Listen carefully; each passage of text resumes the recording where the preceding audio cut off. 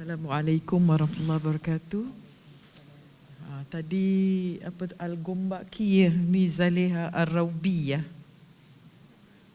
Saya nak minta pencerahan dari Datuk Dr. Asri berkenaan dengan penyelidikan yang saya jalankan tentang lafaz talak sekaligus, 3 talak sekaligus. Setahu saya ada arahan amalan yang 3 talak sekaligus dikira 3.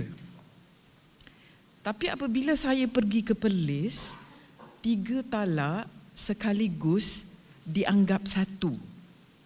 Bermakna kalau pasangan itu hendak merujuk dan suami telah melafaz talak 3, dia tak perlu quote-unquote Cina buta lah, tak perlu Cina buta, pergi rujuk terus. Jadi apa yang berlaku, pasangan-pasangan yang telah melafazkan talak di negeri-negeri selain daripada negeri Perlis akan pergi ke Perlis untuk rujuk lah.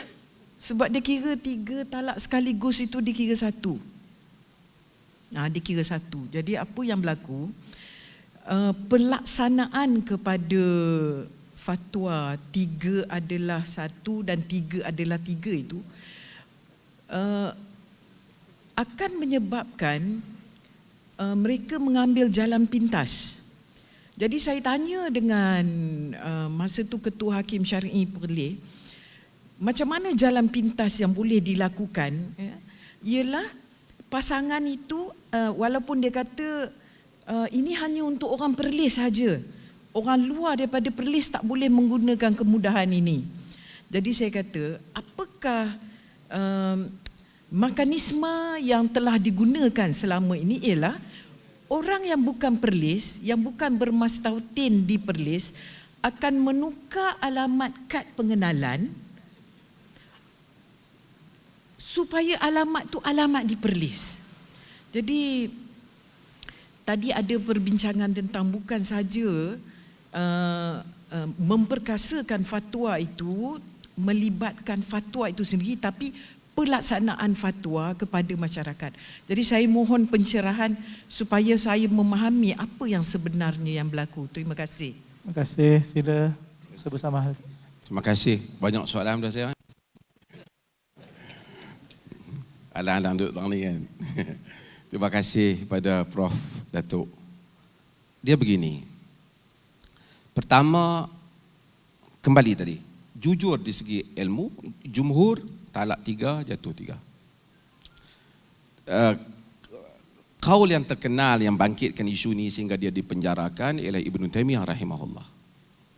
Dr. Yusuf Al-Qaradawi bila menyebut tentang hal ini, dia kata, lihat Ibn Taymiyah, pada zaman dia mengeluarkan fatwa itu dia telah dipenjarakan, tetapi hari ini negara-negara Teluk memakai fatwa Ibn Taymiyah. Sebab apa?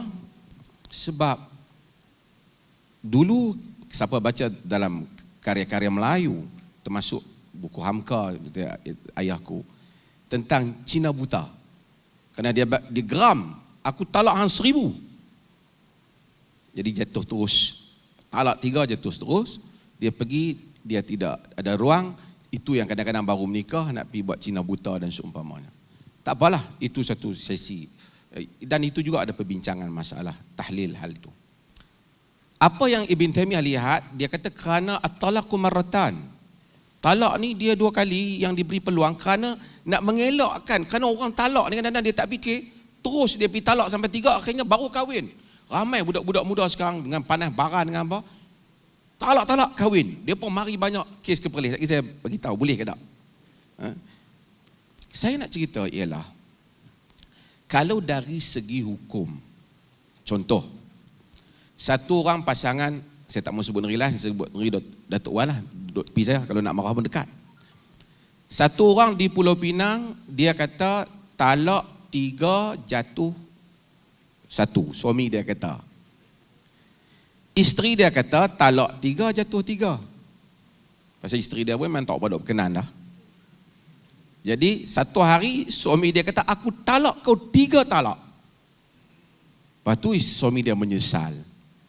Suami dia kata, sebenarnya abang duk baca talak 3 jatuh 1. Dia kata tak, saya pegang mazhab Syafi'i dan jumhur. Talak 3 jatuh 3. Suami dia kata 1, dia kata 3. Dia pergi ke hakim qadi di Pulau Pinang. Keputusan qadi memutuskan hukum talak 3 jatuh 3 di Pulau Pinang. Tapi kalaulah diandaikan isteri dia pun pakai mazhab suami dia dan mereka tak angkat benda ni kepada pemerintah, kepada hakim, dan hal itu diselesaikan antara mereka dengan anggapan talak 1 telah berlaku. Itu juga mungkin. Dalam sejarah Islam hal itu berlaku. Mahkamah di Baghdad, mahkamah di Khurasan, mahkamah di Madinah, di atas perbezaan-perbezaan mazhab dan imam, telah mengeluarkan perbezaan hukum di dalam sebahagian hal. Di Hatta di Perlis, katakanlah satu orang kata talak isteri dia 3. Suami dia mazhab Syafi'i, isteri dia mazhab Syafi'i, kuat dalam hal ini. Mereka menganggap 3. Mereka boleh bagi tahu hakim, kami dah talak 3. Hanya pemerintah masuk campur ataupun mahkamah masuk campur apabila ada aduan. Kerana keputusan qadi mengangkat khilaf. Tapi kalau orang pergi urusan dia di Selangor, dia tak boleh bawa kes tu pergi ke Perlis. Kalau ada orang pergi tukar alamat, buat kata tipu, sebenarnya kami bukan saja talak, semua benda boleh buat macam tu. Semua benda. Tapi secara teknikalnya hanya ahli yang bermustatin di negeri itu sahaja memakai hukum itu. Dan kemudian qadi akan tanya di mana kes itu berlaku dan awak balik kepada tempat kes itu berlaku dan pemerintah yang berkuasa padanya. Dan itu dia sebenarnya bukan simply jom kita pergi Perlis kita tenggak. Dia tidak seperti itulah. Dia ada proses yang hukuman. Terima kasih.